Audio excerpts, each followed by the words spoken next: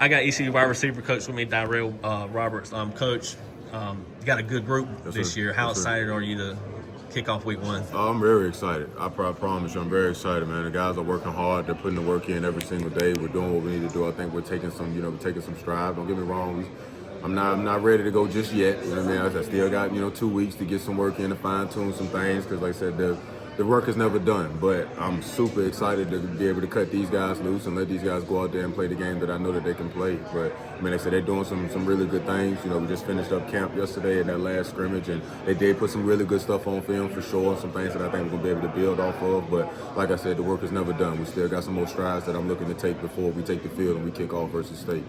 I know every week's different and it's a long season, but ideally, what's the rotation looking like? How many guys you think will play on game days? Every year when we kind of going into it, especially since last year when Coach JDB came in, with us being so high powered and up tempo like that, I mean, my guys run a lot, but it's almost like 2 times the amount of running as a pro style slow pace offense would be, where guys got a chance to kind of catch their breath, get in the huddle, break out. So for me, I like to have my guys in the mindset there.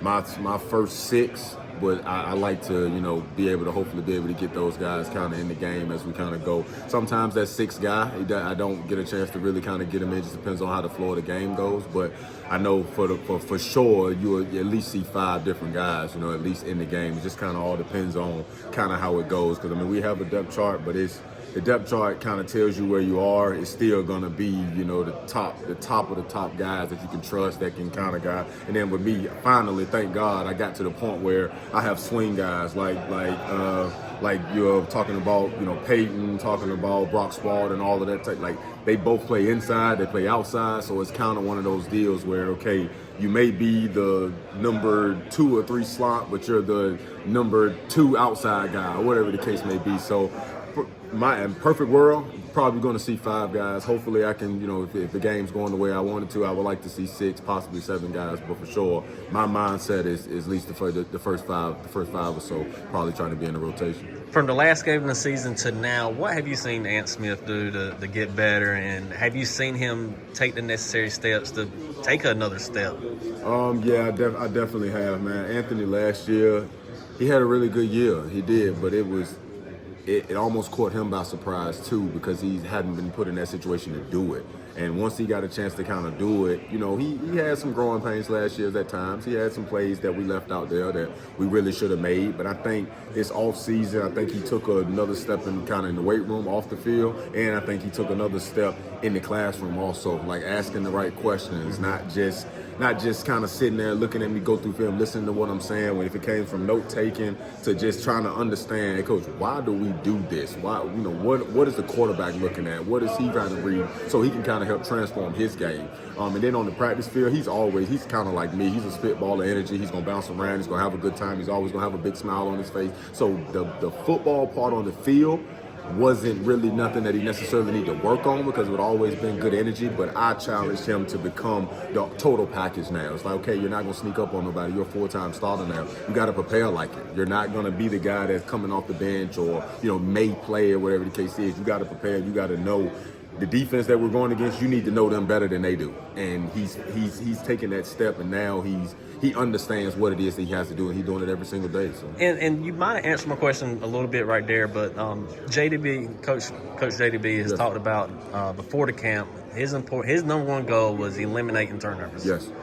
How do you help that situation? I know the quarterback throws the ball, but how do you help prepare your guys to help eliminate turnovers? Just the thing about it for me that I'm super thankful for going into year 2 in the offense with Coach JDB is now, last year I was learning it also. I was kind of the one guy that, Coach JDB didn't bring in, so I had never been a part of this offense before. Now I'm a big part of the offense, and I've been around for a while, so I'm having a conversation with Coach JDB. So he's teaching me, okay, you don't coach quarterbacks, but this is what I'm looking at, this is what I'm reading, so I can do a better job of making sure my guys understand it and see the game the same way. Now, we don't see the whole field like the quarterback will, but we can at least see the field, the half field, so we know, okay, the quarterback eyes is here. I know I need to be in this position, in this spot. So because sometimes the quarterback is they're throwing the ball expecting us to be in a spot. So some of the interceptions that may be thrown, everybody is blaming the quarterback because he's throwing it,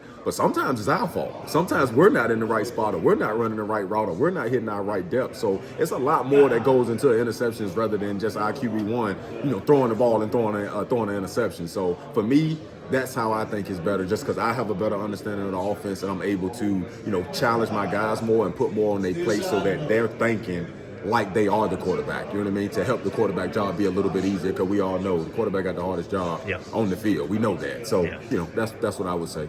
Thanks, Coach, and good luck to you. Thank